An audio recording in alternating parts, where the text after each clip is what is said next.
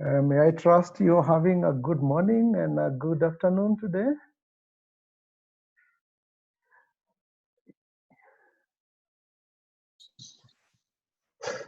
We have a minute as we welcome others who are joining. We have about 17 people already who've joined. Let's give them at least one more minute. But in the meantime, we would like to take this opportunity to welcome each and every one of you who's already joined, and also anticipate a number of others. I can actually see that Mr. Kinyiri Benjamin is actually joining us from the middle of the Cherangani Hills forest in the Rift Valley in Kenya. So, and I've also noticed that from Mlaje Mountains National Park in Malawi, Kate Halawa has already joined. So with the many of us, Joyce Kaino again reading Water Towers team in Eldoret and one of our presenters today. So I'll give this opportunity if anybody sees somebody they've not seen for a while to at least wave and say hello, and then we'll get started in another few seconds.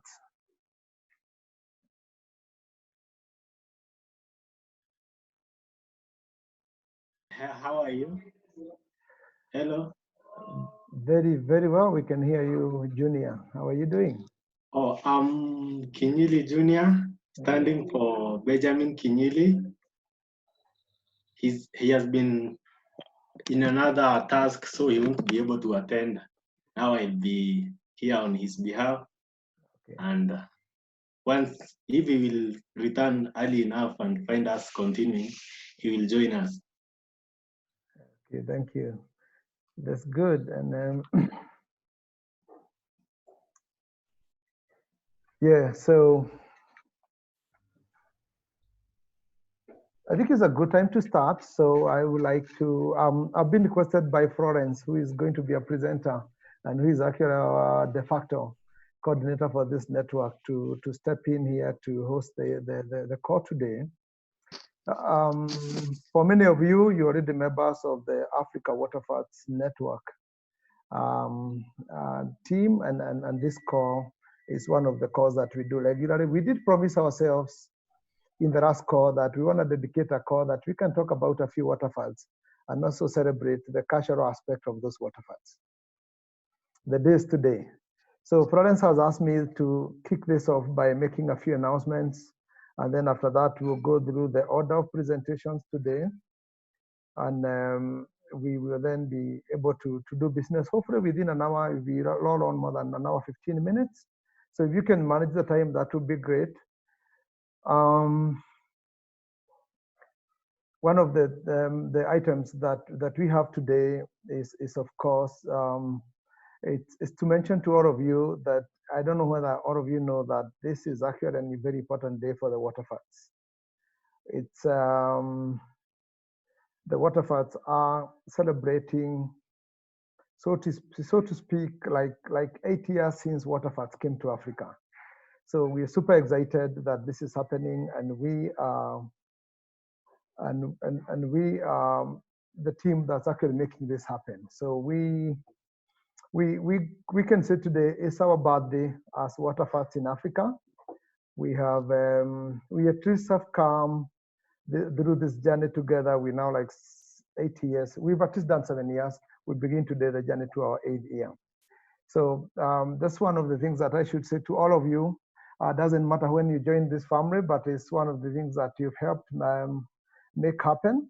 And it's of course an honor for us to see that we have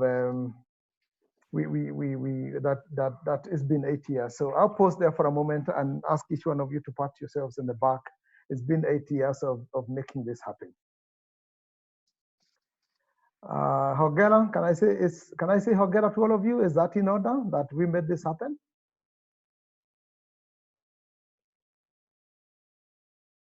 Yes. Yeah, it's been a journey, isn't it? Oh yeah. You know, and when we started, we had a dream to establish one waterfall in Africa, and we've done much more than that. Today we have many more waterfalls in the continent, and we are growing. We're growing by the day. We got lots of achievement that has happened. That's true.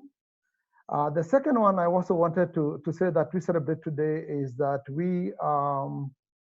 we've now had in Africa in this network, we have 254 members. So again, is a network that that we started and now is grown to become a big network all across the continent.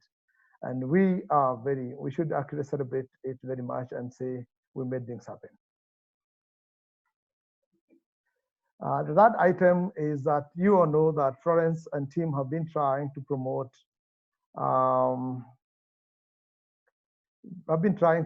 the trainings. There are online resources that are available to all of you. And in these resources, we've seen growth in terms of people who've reached. I think it's a very important day today that we can celebrate that in the network, we now have, at least as a minimum, we have, this week alone, we've seen 26 people take the online course and graduate. So of these 26, there are 24, but actually there are 26 from Kenya. And we have a gentleman called Aduman from Nigeria who's taken the course, and we have somebody from Mombasa again called Philip Ayam. So we're very much happy that 28 people have taken the online course, and they add to, again, our numbers that we've actually grown in this space. We're training others to be like us. And because of that, we now seeing many more people take on the online courses and grow with us in being professionals in matters of the water fund. So we're very excited that that's happening. I'll run on to something else that also we've seen that this is a bi-weekly course training that the network that we want to train ourselves and also share skills. It's bi-monthly, and Prudence has requested me to announce that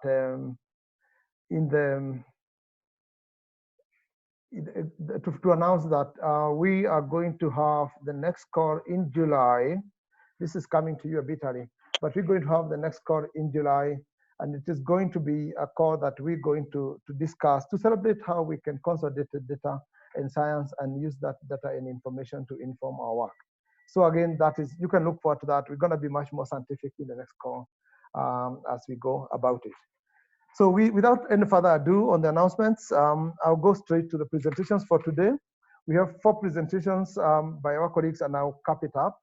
So I'll request that we use this order, that we start with Blantyre, the city of Blantyre by Kate, and learn a little bit about it in Malawi. We can then move on to Eldoret and hear about how, again, the Kasha and the Waterford is developing by Joyce Kaino, who is with us today. We go to Mombasa, and Florence is a member of the steering committee of Mombasa, on top of being a member of steering committee for this. So again, she'll take us a little bit about Mombasa, and then from there we'll run to Tanga. And I'll cap it up with just a quick reminder about the origins of Nairobi and where we are. Then we'll have a session for Q&A. I'll request all of you, if you can, just make sure that you can unmute yourself, and when you unmute yourself, you can you can unmute yourself at the end to ask questions, but right now, write your questions on the chat, and we'll start capturing them as we proceed. Florence and I will coordinate on capturing the questions and the items you put in the chat. Kate, are you ready, and can you take it away?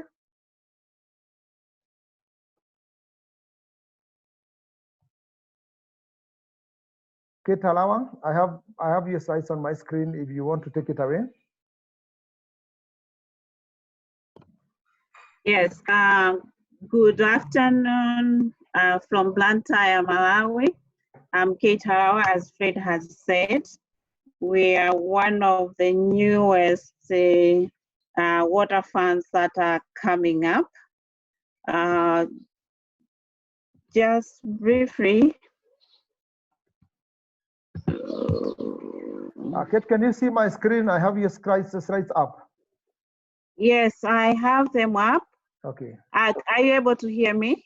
We can hear you very, very well. Just proceed. Okay, but I'm not able to move them, so I'll move them for you if you want. Okay, please, if you could move to the next one. But as Fred has said, I'm Kate Halawa. I work for Water for People as Director of Influence and Scale. Water for People is an international NGO whose vision is a world where every person has access to reliable and safe water, reliable and safe sanitation services. We have a mission which is to promote the development of high quality drinking water and sanitation services accessible to all, so underline all, and sustained by strong communities, businesses, and governments. So that's why we exist. And because of this, we've been working in Blantyre. Fred, if you could move to Blantyre to the next slide. Yes. So we've been working in Blantyre since 2010. And Blantyre is one of the largest cities in Blantyre. It's the second largest city in Malawi, considered the commercial city of Malawi. It generally includes both the low-income areas or the unplanned settlements of Blantyre, but also some planned settlements. So for the unplanned settlements, there are 21 of them, and that's where we focus. But Blantyre is supplied water by Blantyre Water Board, which covers not just the 21 low-income areas, but it covers also the industry, the city, as well as other towns outside Blantyre. Where does Blantyre get its water? It gets its water from 3 sources. So we have Shire River, we have Likubula, and we also have Moody Dam. The Shire and seconded by Likubula. For our discussion today, we will discuss Mount Mulanje Global Biosphere Reserve, which is the second largest source of water for Blantyre. There are interesting issues related to Mulanje Mountain. It's one of the largest mountains in Africa, and its highest peak is called Sapitwa. Quite interesting. Sapitwa is a Chichewa word for no gold zone. So people believe that it's a place you can't go. Our ancestors believe that nobody can go there. It's the only spirits live there. If one angers the spirit or tries, they will go missing. Or sometimes if the spirits are really angry, can cause Napolo. Napolo is believed to be a spirit within the mountains that causes floods. People really believe in whatever I'm saying. If you visit, they'll tell you all these stories. And I'll talk more about the Napolo Down. But just talking about the Sapitwa, the peak of the mountain, it's people believe as you go up the mountain, you can actually find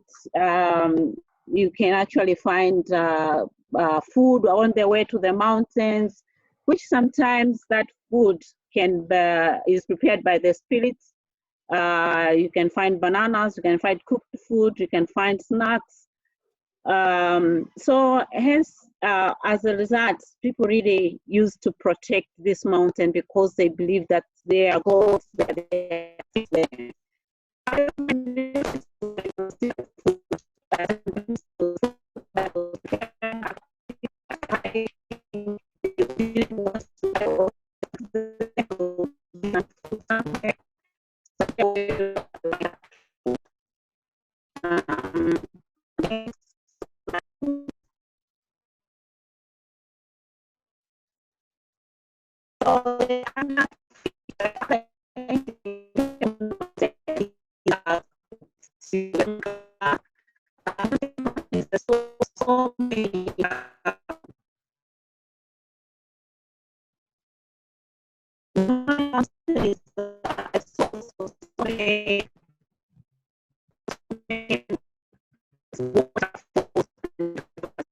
my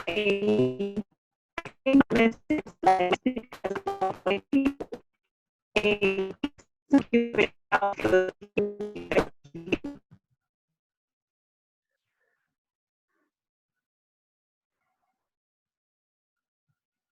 are you able to hear me? Can somebody just give a shout?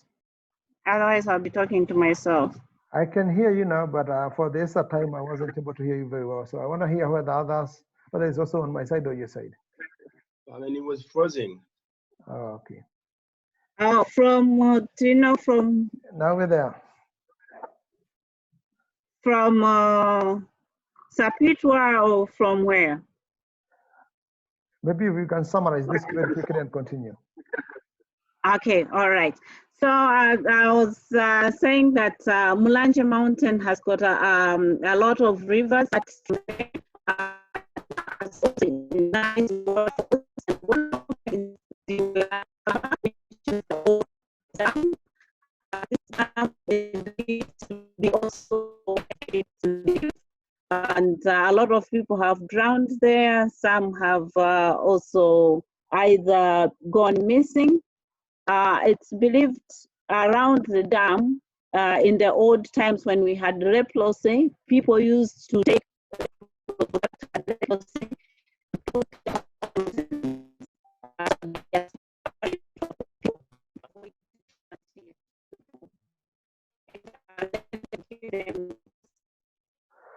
It's getting to break again.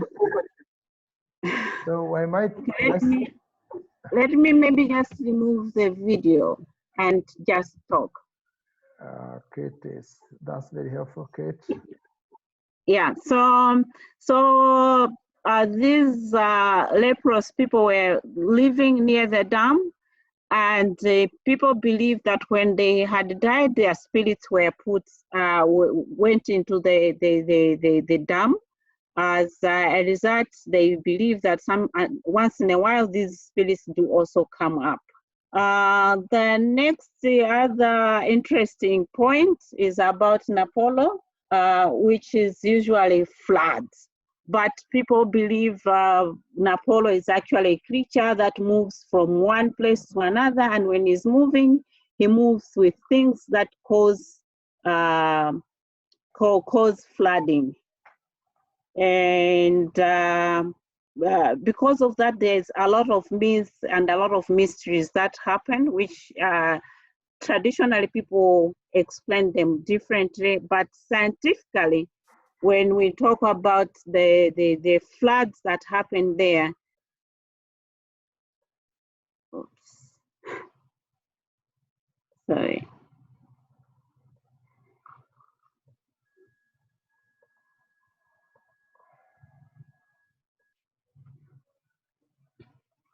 Hi, Fred. I'm there. I need to be sure that I'm actually still sharing my screen.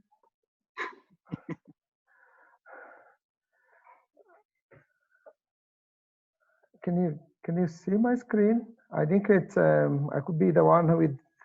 We see your screen, Fred, but it's your Outlook. It's my Outlook. I'm trying to run back to the presentation, so I'm gonna close this quickly. Yes. Yeah, we can just read all your emails, Fred. Oh yeah, I now got to Napolo finally, guys. So thank you very much for working with me. I was trying to reduce anything else. Somebody's trying to send me a big file. I apologize, but let's continue. I apologize for my network. So I'll quickly run this. There is a different definition of floods in the area. People believe it's a spirit that causes it. But little by little now they start to understand that there is a scientific understanding behind it. But now there is some deliberate intentions to communicate and educate the people of the truth of what happens in relation to the actions that they may be taking on the mountain that can affect them either through flooding and or other things that may affect them generally. Now, coming back to the why are we talking about Mount Mulanje? as I said, it's a source for Blantyre water, and we are in a process of setting this water fund. Blantyre Water Board supports over 800,000 people and 3 other towns. As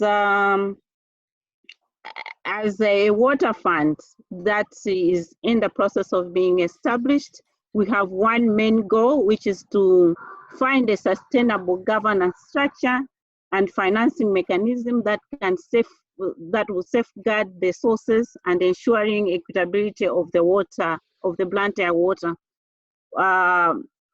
water sources. So there are a number of sources, as I mentioned, but for this one, we'll focus on Mount Mulanje first, and then we can go to the others later as we find it feasible.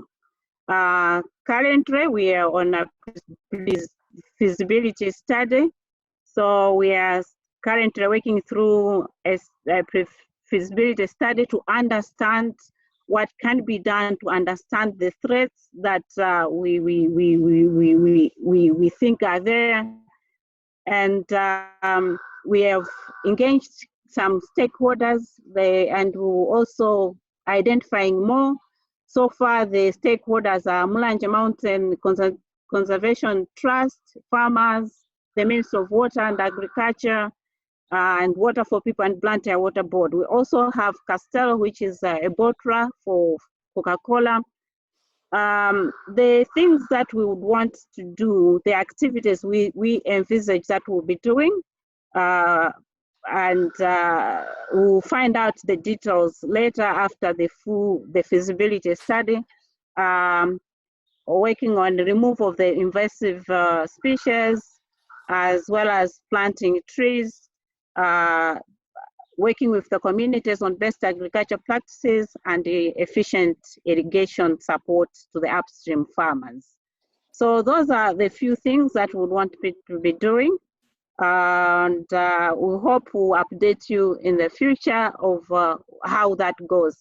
Thank you very much for listening. My apologies for my poor internet. Thank you, Kate, very much.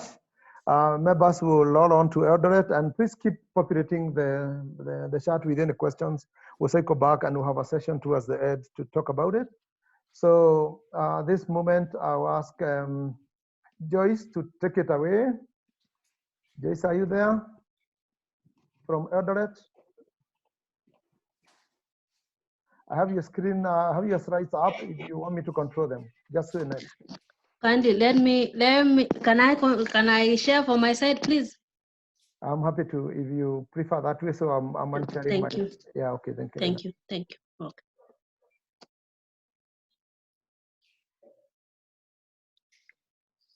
Please do share your screen now.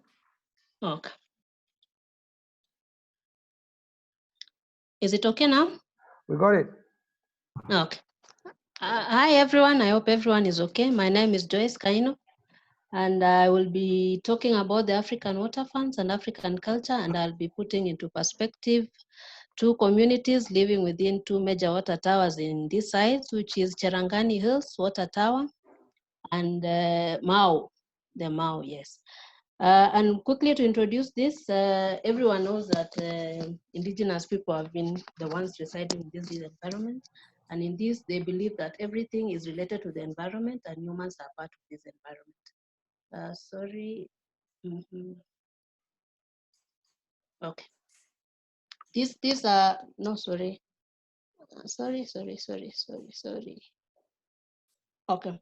I want you to all see how these people really consider the environment as very important, and I put into these ones in bold that they always ensured responsibility, accountability, respectability, and communality. And in this, they consider that the environment should be kept safe for the common good of everyone in the community. Sorry, I did not get very original photos, but these are the Sengwers in Cherangani Hills, and these ones are the Ogiek that live in the Mau forest.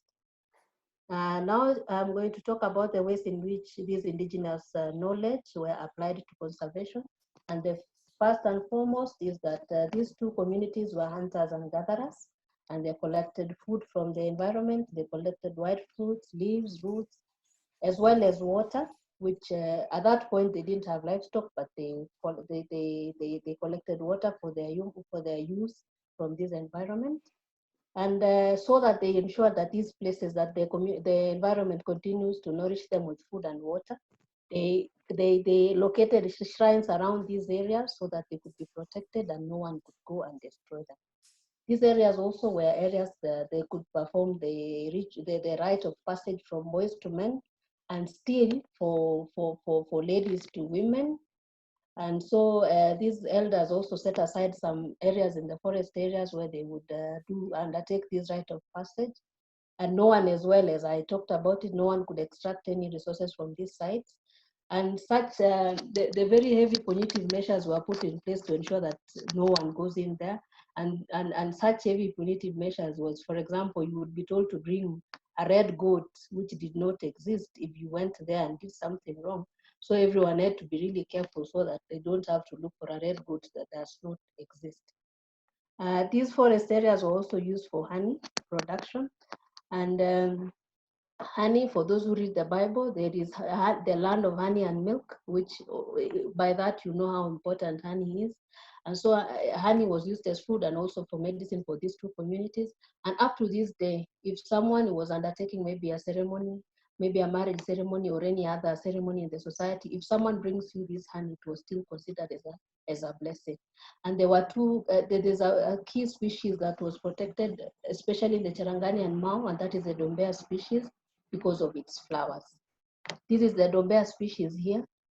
I'm sure most of you have seen it. And these photos are just shared. These were people that were living in those communities, but they have now been deculturalized, sorry to say that.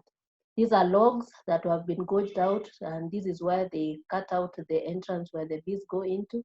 And the same Dombea species, the bark acts as a rope to tie together these beehives, which they are again hanged on the leaves of these branches. This is their honey processing unit. If some of you come to Eldoret sometime back, sometime in the future, I'll come and take you to this place where you see their processing unit.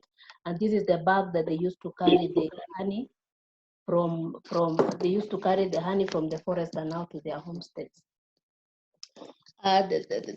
These are the large rocks were also considered as shrines for worship.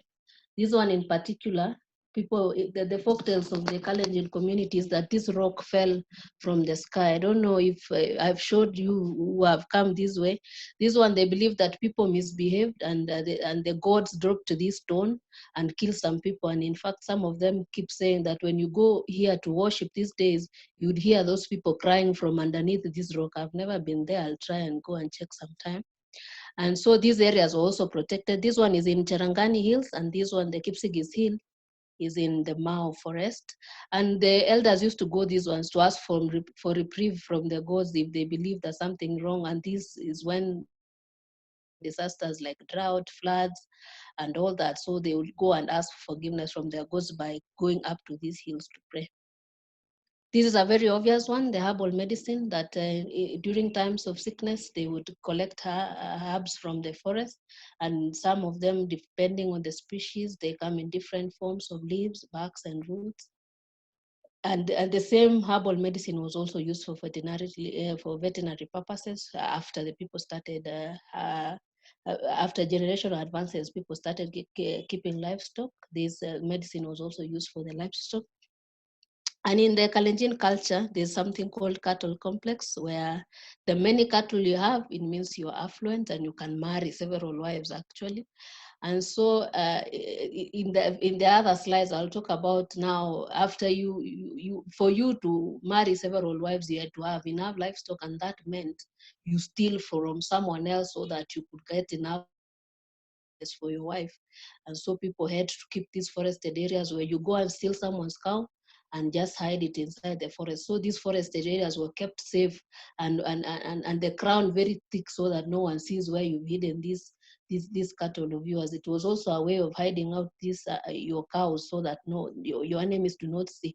And because also in the African culture, they believed in witchcraft, people used to hide these cows from the bad eyes or the malicious people that would would perform some witchcraft on your cows and they all die. So they kept these forested areas very thick so that to avoid these bad eyes.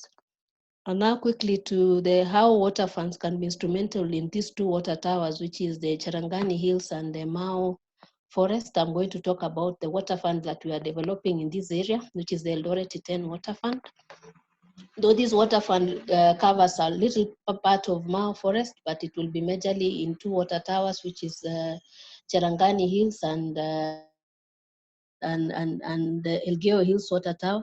This is Cherangani Hills, and this is Eldoret town, where the water fund, the water is drained to this town. This is Cherangani Hills. There's a dam here, which the water flows from this ecosystem to this dam, and it's now piped to this town. And the one that I'm talking about is Cherangani Hills, is located here. And this water is drained to these two dams here through some rivers, of course, which is also piped to Eldoret town here. And this is part of the North Mau, where the water flows and dumped in this dam here, and also piped to Eldoret town. This is just some quick data on the Eldoret town. It is in Uasin Gishu, and these are some of the things that we're talking about. It's a very big town. And unfortunately, within this county, there are no major water towers because it's a plateau. And that's why, that's the reason why they get the water from these uplands, which is the North Mau and the Cherangani Hills. These ones on a plateau, they have less water towers, they have no sources of water, and they benefit from the neighboring county to get their water. Okay, just to talk about some, this is specifically on Cherangani Hills. There are furrows that in those days, the communities upstream did not consider that they are conserving water for the people living downstream. And these counties, specifically the Cherangani Hills, has the upper part, which is the upstream, and there's the lowland, where is a very arid area, semi-arid and arid area. And these communities put water in this they tap to water, which they believe it's just, I think it was just a gentleman's agreement. The water goes through these furrows and goes to the lowlands. You can even see these are very lowlands. The water flows down for them to use for irrigation and for watering their animals. And the water fund, the Eldoret 10 Water Fund, they will strengthen this culture by ensuring that the communities upstream know that they are conserving the water for the people living downstream. And by doing this, they can also train the people living downstream on water harvesting technologies, that was the water pumps and all that, for them to conserve water during rainy seasons, for them to use it during the dry seasons. In the case of the climate change that came up, the communities had to adapt because now they started keeping livestock and all that. So there are some tree species that these communities would use, like tisons and acacia totilis. The pods get dried for them to be fed to the animals during dry season. And the water fund will take up this knowledge and maybe train these communities on now proper ways of producing fodder, and they can produce and store, so that during dry seasons when they cannot graze their animals in the fields, they could use this stored fodder to feed the animals. And as well, so that we can reduce the grazing in the forest. The farmers will be trained on zero grazing. This means that they reduce the amount of herds they have, and there are just few of them that can improve their income, because most of us, they have these big herds of animals, but they are still poor. So they could be trained with this zero grazing, where they keep few animals, which will improve their livelihoods. And on good agricultural practices, most of the farmers used to just slash and burn, and maybe cultivate on very steep slopes, which most of you have seen it happening mostly. And the water fund will train these farmers to stop this shift cultivation and maybe undertake good agricultural practices. And by this, they'll be trained on doing terracing, intercropping. Most of them are potato farmers, which are intensive on chemicals and farm inputs. They'll be trained on how to do this safely, which they will improve their income as well as conserve the environment. And finally, on the nature-based enterprises, the water fund will be key on improving the livelihoods of these people, because we know poor people, tend to extract everything from the environment. And by this, we say that the indigenous communities have knowledge on seeds, collection of seeds from the forest, and they actually know the species that are endemic to that area and can survive all kinds of seasons. And so through the water fund, they'll be trained to collect these seeds and come and raise them in a nursery where they can be used for rehabilitation of those degraded riparian reserves and those degraded areas in the forest. They can be now trained on the modern honey production. I showed you how they use logs, and by that it means they destroyed trees to come up with the logs in which they were using to produce this honey. And so if they are trained on modern honey production and even processing, most definitely they will improve their livelihoods. They collected fruits from the forest, but now we can train them on fruit trees farming, which will do things will be two things at the same time. It will be increasing the forest cover and at the same time income for the communities. And finally, on bamboo farming, these communities were used to extracting bamboo that existed in the forest for building and for making fences. But in this one, they will be trained on bamboo farming bamboo commercially. So, and by this, we'll still be conserving the environment and at the same time increasing income from these communities. Finally, indigenous knowledge needs to be tapped, recognized, and utilized if ecosystems and biodiversity are to be managed sustainably. Thank you. Awesome, Joyce. There's a lot, and you did not tell people whether you are part of the Ogiek or part of the Segwar. I want to let them know that you're a member of the Segwar community that's now recognized as indigenous people. So we totally appreciate that. We'll come back to you when we have question time. Now we'll all straight to Mombasa. So Florence, would you be happy to share your screen, or would you want me to do it for you? If you come off me, yeah, I see you. Take the floor, Florence. Okay. So thanks, Fred, and thank you, everyone, for joining today's call. I'm Florence Mugi from working for the Nature Conservancy here in Kenya, Nairobi, and I am part of the steering committee from the Mombasa Water Fund. So I'll be representing the team in presenting this presentation today. So I'll not share my screen to avoid overload to my internet. So I'll start with an introduction of Mombasa City. As you can see, it's in the coastal region of Kenya, and it's the second city after Nairobi. Mombasa is also an industrial city and a port city, as well as a major gateway to the East and Central Africa region. The area covers about 229 kilometers squared, and it has three physiographic features, which is part of it is ocean, lowland hilly areas that range from 45 meters to about 132 meters above sea level. So this influences a lot of settlement patterns and economic life of the county residents. And in terms of climate, it's usually dependent on the two monsoon winds. So the population of Mombasa is about 1.2 million people, comprising of both urban and pre-urban population, which is about 98% of the county population. So Mombasa is known as the city of white and blue city in Kenya, considering after the directive of the county to paint the county buildings in white and blue. So if you plan to visit Mombasa, you'll see white and blue buildings only. So going to the cultural heritage or a bit of background, Mombasa, before it became a well-established port in the Indian Ocean, it was a site for settlement inhabited by the Bantu-speaking people who engaged in farming, fishing, and local trading. A bit of history is that in 1331, we had Arab travelers visiting the city, and the Portuguese navigator, who is commonly known as the Vasco da Gama, visited the city in 1948. So this is because the city is strategically positioned, and it was continually fought over by Arabs, Persians, Portuguese, and Turks until 1840. This is when the Sultan of Zanzibar finally gained control of Mombasa. So Mombasa has two ports. That is the Mombasa Old Port on the island east side of the coast, and the Kilindini Harbour on the west. So if you visit the old city, it's usually narrow streets, very high houses with carved balconies, mosques, and a lot of temples. So it is also a site for Fort Jesus, which was built by the Portuguese in 1593 to 1595, and it now serves as a museum.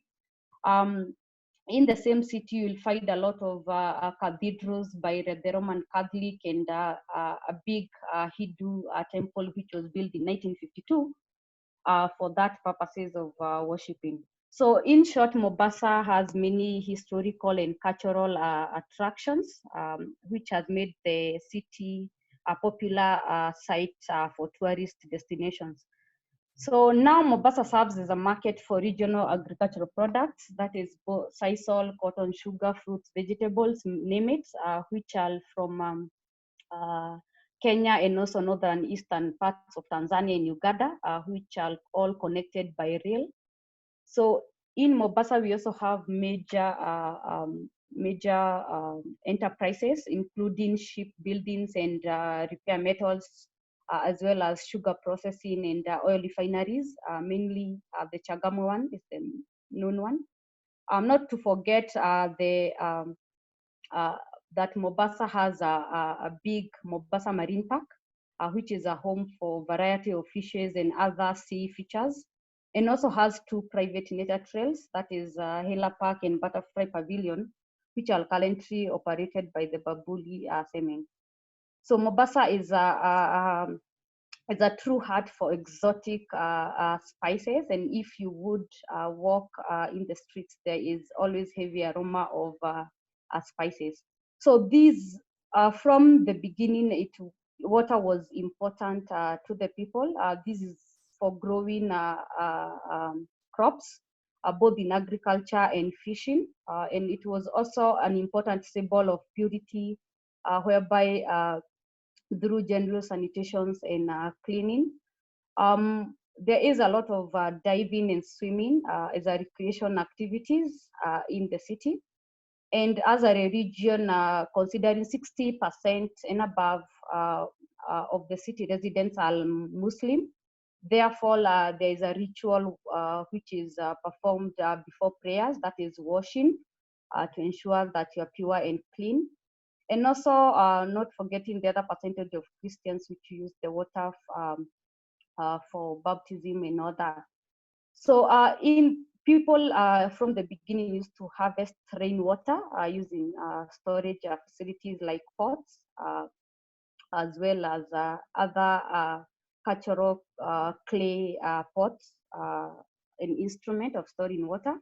And there are a lot of maids surrounding the mini springs that we have in coast that are sacred places.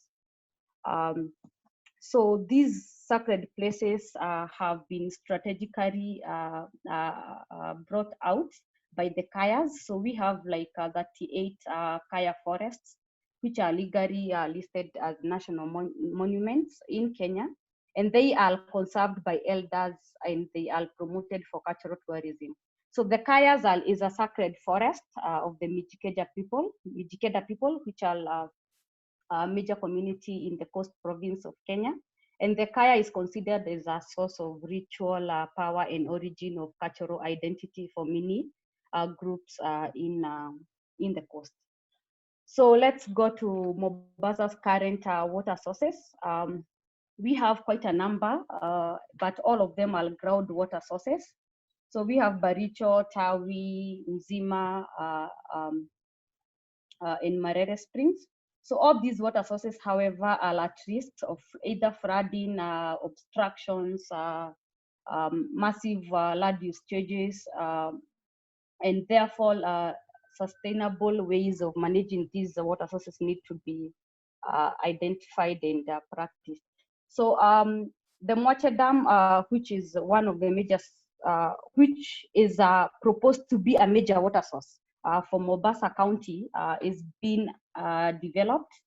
And it's developed from the Moche River, which is in Kwale County, just neighboring county of Mombasa. However, the dam also is at risk from sedimentation due to deforestation, poor farming practices, charcoaling, coaling, and sand harvesting in the area. So therefore, there is a need for reforestation and other sustainable farming practices. So the current water sources for Mombasa are as shown. We have currently Baricho being the major source, but however, the demand is way above the supply. So this means that only a third of the population have been or can be able to be supplied with water with the current water sources. So in the future, when we have other water sources, that is the main water source to be Moche Dam, this demand can be close to be met, but only with well managed catchment areas in Moche and along other water sources, that is including Zima Springs, which will be the second major water source for Mombasa County. So in total, only 73.9% of the total population has access to safe water in Mombasa.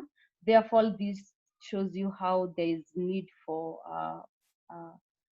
a lot of conservation practices to maintain and ensure supply continues as predicted by the county government integrated development plan.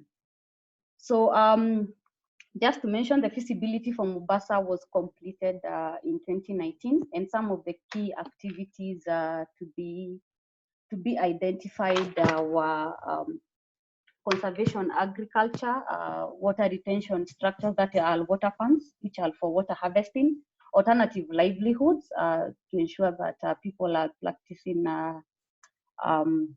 healthy kind of farming, terraces, grass strips, and agroforestry, among others. So for some of the springs like Zima Springs, then managed grazing and livestock improvement needs to be taken into place, as well as fire control and monitoring, and as well as expanding the protected lands by registration. This is because some of the springs are outside the protected areas, and they are often distracted by either animals, wild animals, or livestock. So going to Mombasa Waterfront stakeholders, these are some of the current stakeholders. The list keeps growing. We have a list of consumers, which are mainly they are the hoteliers.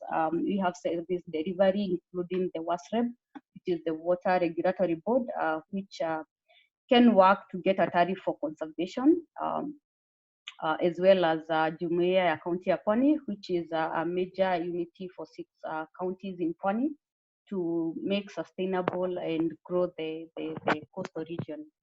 So among others are those that are related with conservation in the catchment areas, that include the Kenya Forest Services, Kenya Wildlife Services, Water Regulatory Authority, Kenya Water Towers Agency, among other community groups like Brewers, which are the Water Users Association, as well as Conservation International, which is a major NGO working in Siba Hills for conservation.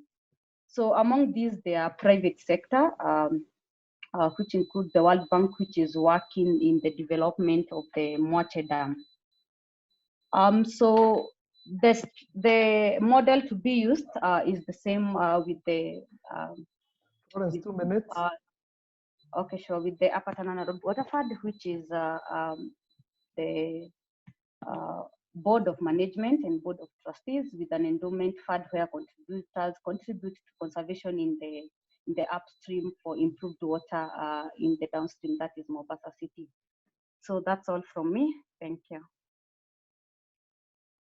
Thank you very much, Florence. Again, we'll cycle back to you. We want to hear more about Mombasa in the questions. I'll pass this on now to Lucy Magebe in Tanga, Tanzania. Lucy, would you like to share your screen? Are you there? Yes. Welcome, Lucy. I'll give you just about 10 minutes, Lucy, and then I'll cap it up with a small short story, and then we'll be able to be ready for questions. Thank you. All right. Yep. Hi, everybody. Can you hear me? Yes. You're clear, Yes. Lucy. Yep. Okay. Sure. Okay. So first of all, congratulations. I'm the fourth woman on Waterfront so far today. Wow. Women, go, go, go, go. I see the time is really limited, so I'll just go through very quickly, but this is a collaboration. Can you see my screen? We do, Lucy. Okay. So this is a collaboration with Fred, obviously, and with some leadership from Colin Apps as well.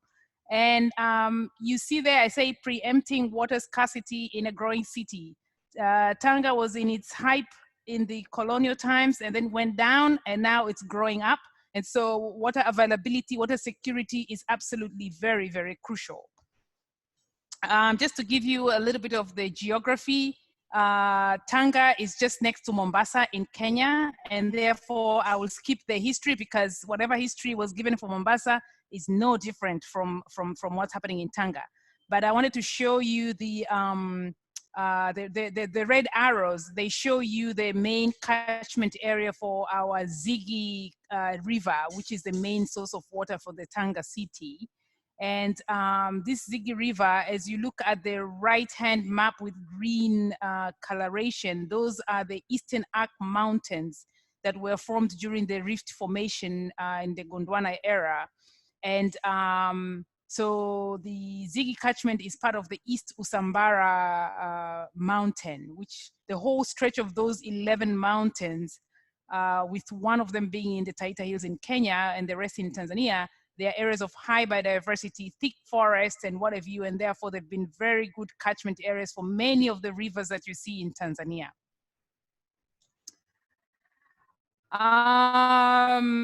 So a little bit of Tanga City. As I said, the history is not far off from the Mombasa one. This is a place where we are converging, you know, the Arab, the British, the German history all in one place. As you can see, the buildings there, you know, you have the mosque, you have the German buildings of the British museums and all that kind of stuff. It's a place that, you know, it's called a love city. Some call it the port city of Tanga because of the port.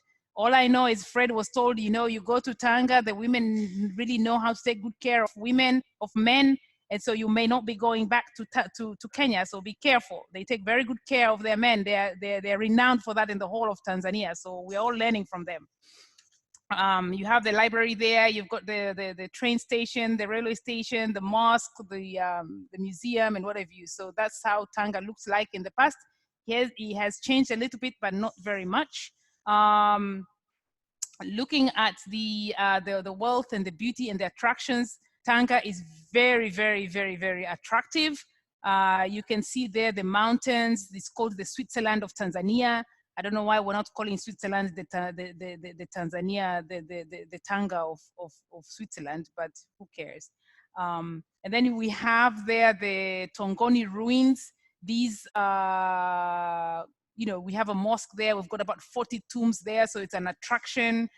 Vasco da Gama also visited this area, so it's famous. We've got the Magoroto Lake. It's becoming a touristic attraction for kayaking, hiking, you know, just people wanting to have some peace.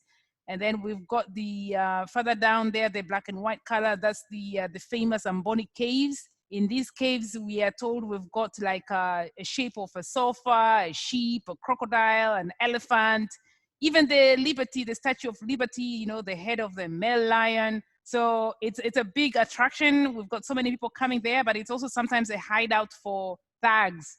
So one has got to be very careful. It was formed 150 years ago, part of the limestone caves.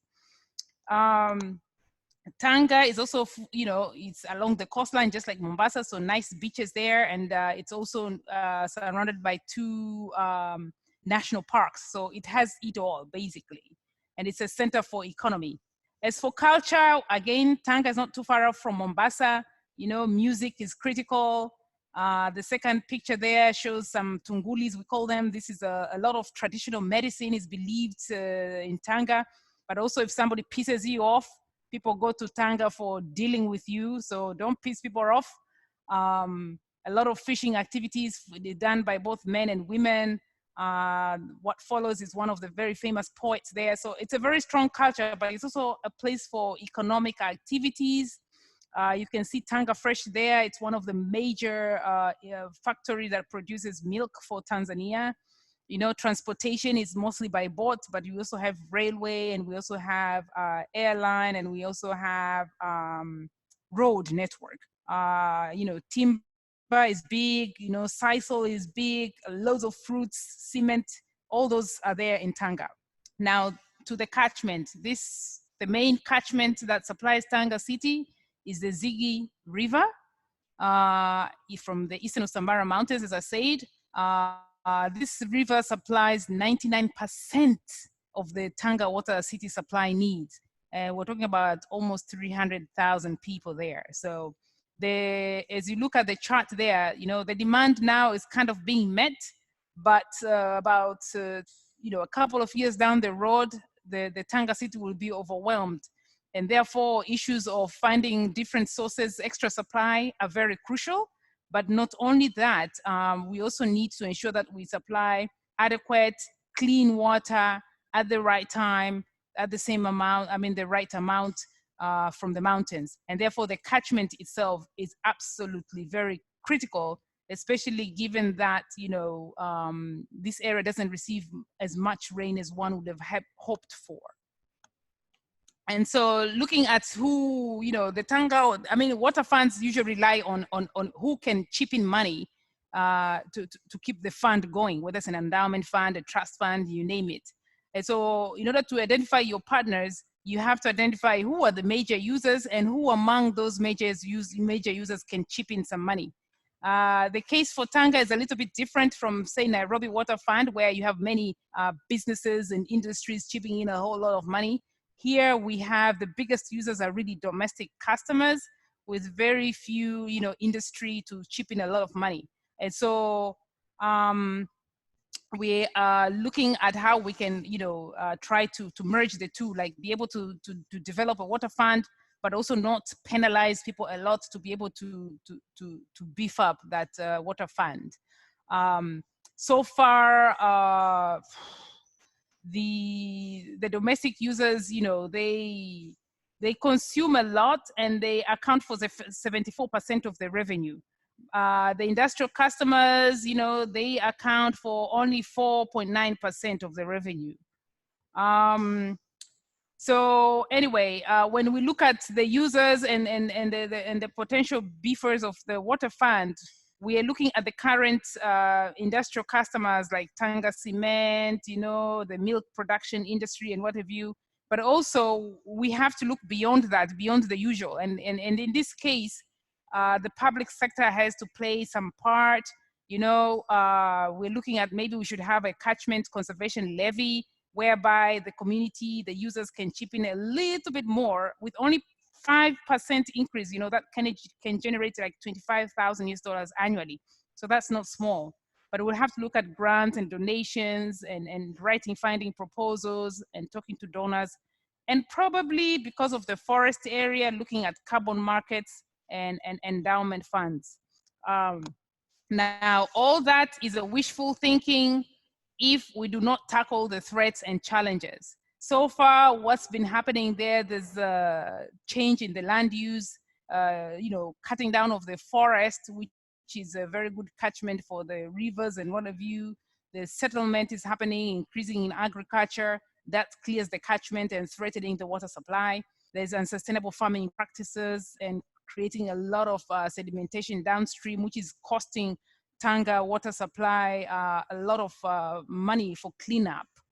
There's mining going on, you know, poor construction, quite a lot of threats that are happening there that if they're not checked, then all these we're thinking about is going to be a wishful thinking. And so we are thinking of a 7.2 million endowment fund of some sort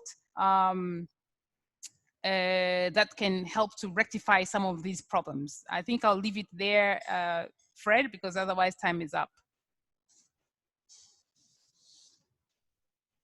Thank you very much, Lucy.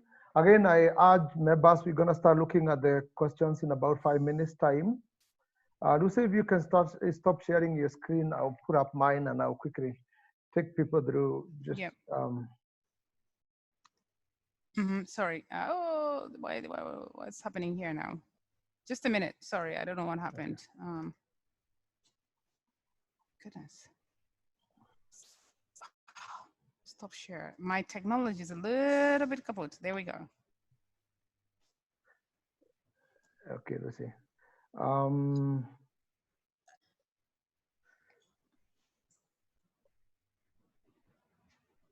Yeah.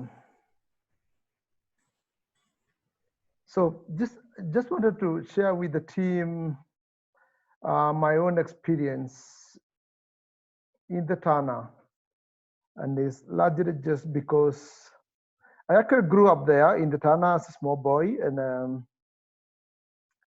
it's largely I tried to find out from my own family, like what actually happened, where did we come from, and that's when I realized. I hope you can see my screen now. I actually realized that being one of the areas that actually supply Nairobi with the water and being working in this water fund, I've gone back to my community and tried to find out just exactly what happened. And the few things that I found are very interesting. One of them is very relevant to the situation we are in right now, is the fact that we are in the midst of a major significant global pandemic. And this have recurred over time. And what surprised me most is I've really talked with my community a little bit about how did we survive as a community? How did it go about? And I realized that we have a big connection with the forest. Many of you, particularly those who are Catholics, may know that Sister Irene Stephanie, also known as Nyada, was actually a volunteer nun in this area, came in 1915.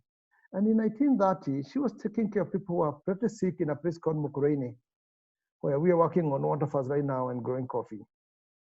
And there was a big pandemic. This was plague, and it was killing people.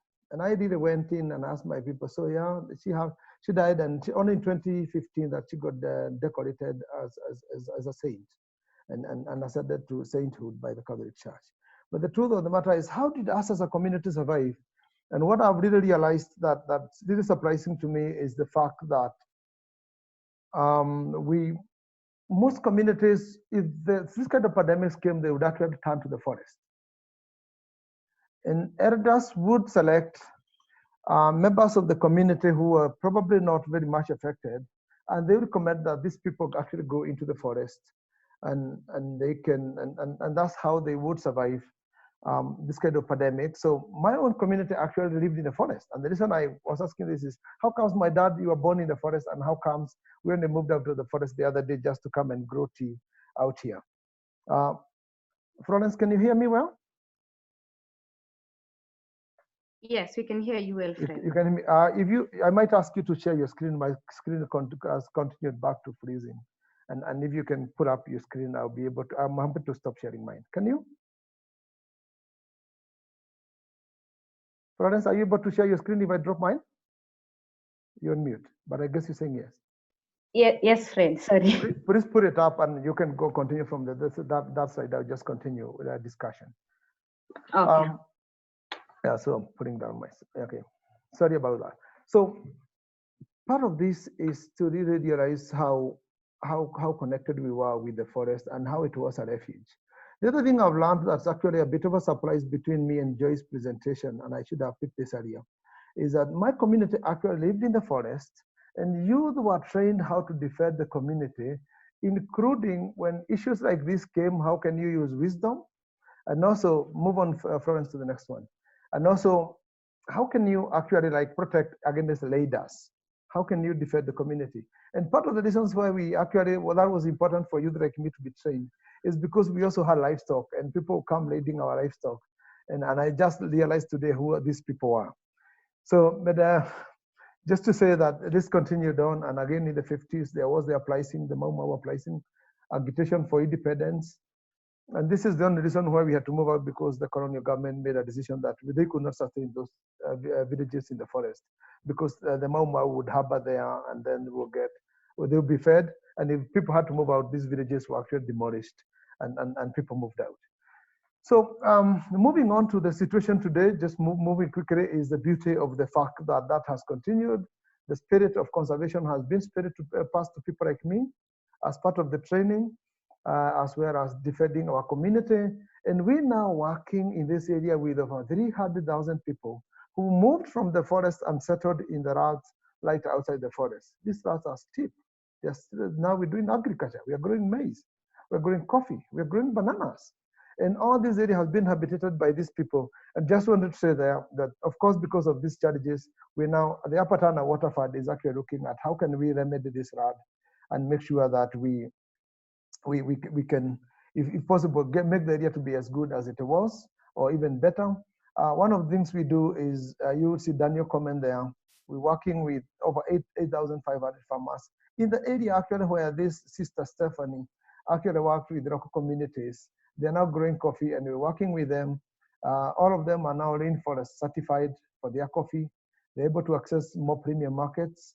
And we can feel like today we're trying to get the rat back to the best condition possible. And also that collectively, we're working towards cleaning the Tana. We have a motto. Our motto is actually to fix the farms and fix the forest. Again, we have a strong connection. Like if you can see the small photographs at the back, we actually have the local Catholic bishop, the mission bishop, coming out with us to plant trees with the faithfuls. It's a day like any other. We want to go and plant trees. That's our life. That's our culture. Florence, do one more down.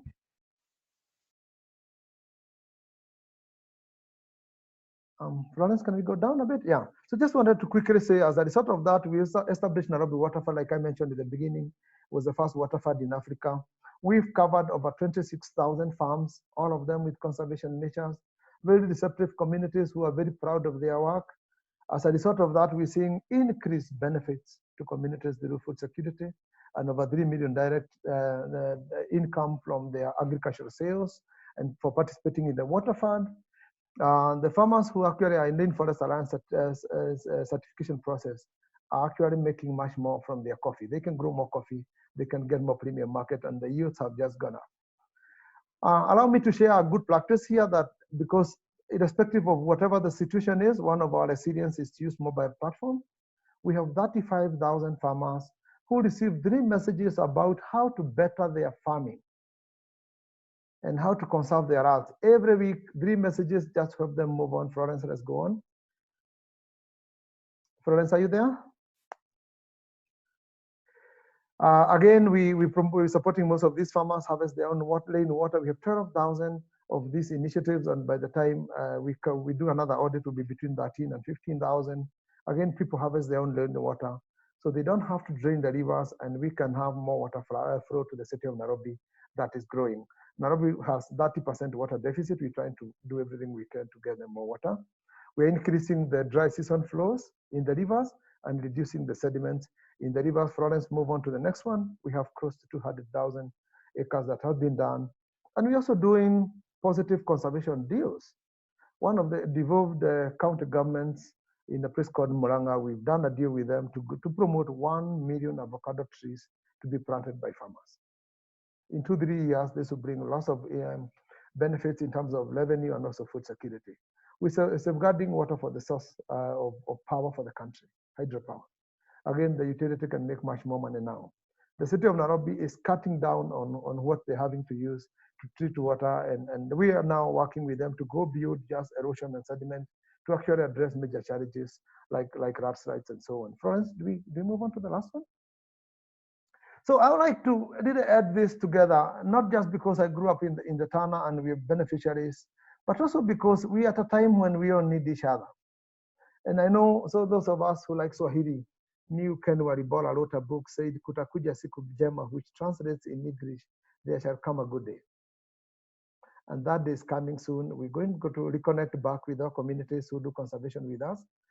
We're going to celebrate the good health of everybody that we are and our families, and we're then going to go there and connect with our targets and hit the targets and create impacts that last in these communities. So I think what we've had today is a lot about how if we can wash our hearts, keep safe, and encourage people to stay safe, we're going to be all together and build our economies and our waterfalls together.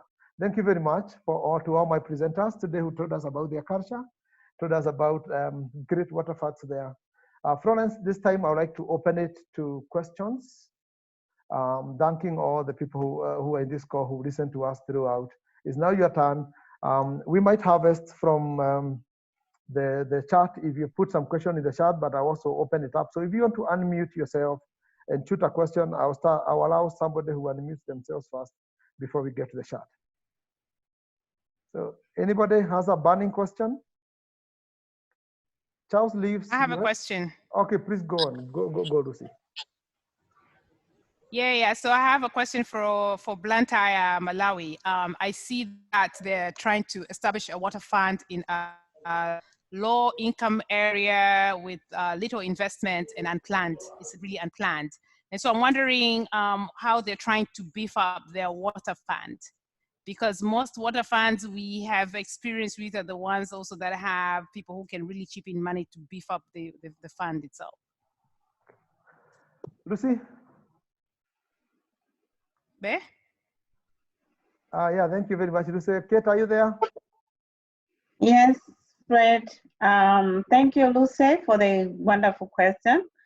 Actually, Blantyre is not only comprised of low-income earners. As I indicated, Blantyre is the commercial city of Malawi. So there are big companies here. There is the bottler for Coca-Cola. We have food manufacturers. We have big industries. So the low-income areas are just a few areas, and these low-income areas are the ones that actually work in the factories. So in general, we are hoping that we'll also get funds or from the companies that are there. We have the sugar company. We have tea processors.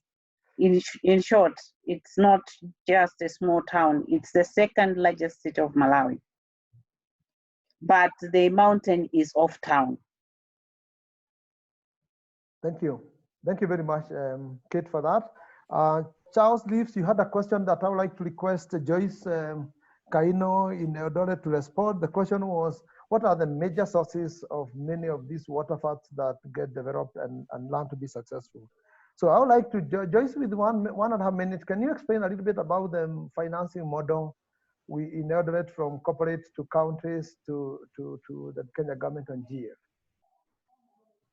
Okay, I'll answer that, Fred, but what is the question you said before I answer what you told me? The question is how waterfalls raise the money needed to be successful, to do conservation. Okay. Like for the Eldoret 10 Water Fund, we majorly, the service provider for the Eldoret water, which is Eldoret Water and Sanitation, they are the most, the biggest contributor to the water fund, but also the two counties have been a major support to these ones, and like the Uasin Gishu County, because majorly, as I said in my presentation, that the Uasin Gishu County, which is the recipient of most of the water coming from the catchment, does not have a lot of water sources, and so the county government has been key and has been the biggest contributor to this fund. But we also have other private sector who is contributing, that those are Coca-Cola, and there are also athletes and businesses within the town that have been that are contributing to the water fund. Is that okay? That's very much okay. Again, you can. Hello, Fred. Mohammed, I'll let you a chance, and then I will turn on to the question by Daniel. So Mohammed, you have the floor now. Yeah, thank you very much, Fred. Just to add on that, I just want to know, how would you really form this, looking at our own case in Sierra Leone, wherein we are having 90 to 95% of the water users are domestic, and we don't have a lot of these commercial prices for water users. So how could we really mobilize this other private sector to really see the need to really support the water fund? That is one. And the other question I have for Florence is the issue of the stakeholders. The stakeholders they are very, very critical. But looking at our own content in Sierra Leone, we're having some duplicate overlapping policies. So there are some actors, they are there, they are influential, but their roles to the sector is more or less not so strong. So what will we do to really see that we really review our policy to make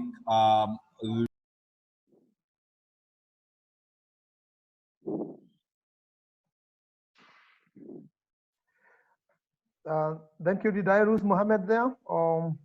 So Florence, I'll get you to respond to on the question about how to get the policy people engaged with the example of Mombasa.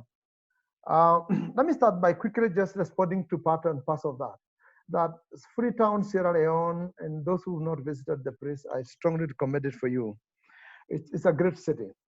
It's got a national park right there. They got a big population of chimpanzees.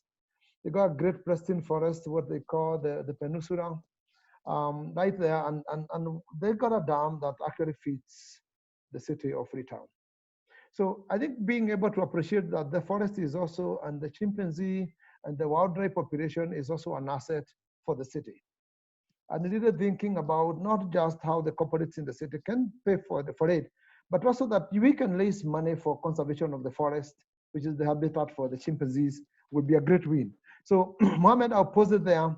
Before I come to Florence, I want to ask if Lucy can answer the question by Daniel, sorry, Lucy. The question from Daniel is, given how important community participation and voice in waterfront design is, how are you overcoming travel restrictions during this time when we have a COVID-19 pandemic, just to make sure that community don't feel neglected or left out, but they continue feeling part and parcel of it. And for example, you, Lucy, who is doing the feasibility right now. Lucy, do you want to say something before I go to Florence?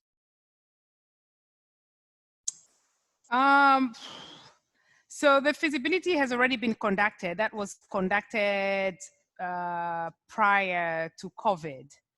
But for those who know, Tanzania, we don't have a shutdown, we don't have a lockdown as a country. And therefore, if we were to conduct further consultations, that would have been done very well, including the community, with very strong care taken on board.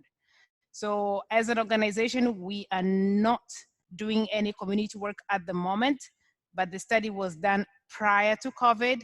However, for any success to happen in Tanzania, strong community engagement is absolutely very crucial, or you will get nowhere with whatever project you're doing in Tanzania. Thank you very much, Lucy. Florence, I would request in the interest of time, like you like the response to Mohammed, because I would like to request all the people who are in the call today to at least unmute themselves. And we spent the last few seconds just to say to everyone, thank you very much, and to really appreciate the many lady presenters we had today in this call, and to the network, and to its 8th birthday. If we can unmute ourselves. Florence, can you unmute all of us? We just say, celebrate with an applause. I'm sorry, you like the question on the chat, and we'll get back to you just because of the sake of time. And I know many people have questions, so I apologize. So this time I want to ask everybody to give a loud applause to our presenters. 1, 2, go. Yay. Thank you, guys. And let's do another applause to celebrate our 8 years of Waterfront in Africa. Guys, another applause. 1, 2, go. Thank you. Thank you. Thank you very much, Jean, Julie, everybody. I know a number of people have questions. Please type them either on the chat or send them to Florence, who send you responses. We are 20 minutes past the hour, so I want to apologize. We already went 5 minutes over, but we'll respond to your questions if you ask them. You get the notification for the next call, which will be in July. And you also get in between now and then our newsletter that Florence sets out. So this is the time, guys. I'll encourage all of you to, we could pen it off or take a minute to type something on the chat. Florence will keep it open another 5 minutes. Thank you. Thank you. Thank you, Fred. Thank you all. Good job. 8 years strong. 8 years strong. Yeah. Thank you. Thank you. Thank you. Keep it here. Yeah. And bye-bye. See you soon. See you in July. Au revoir. Au revoir. Au revoir. Yeah. Mm.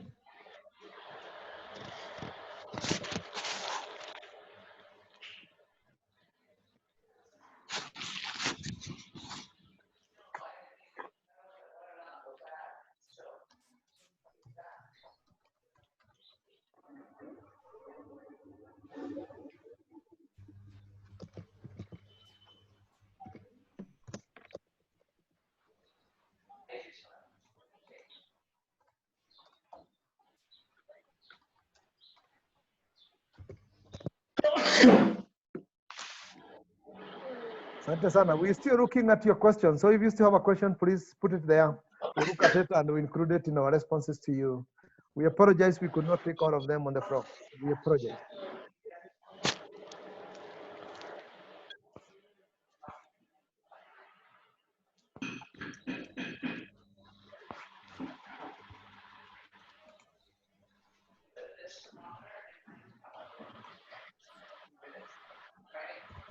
At least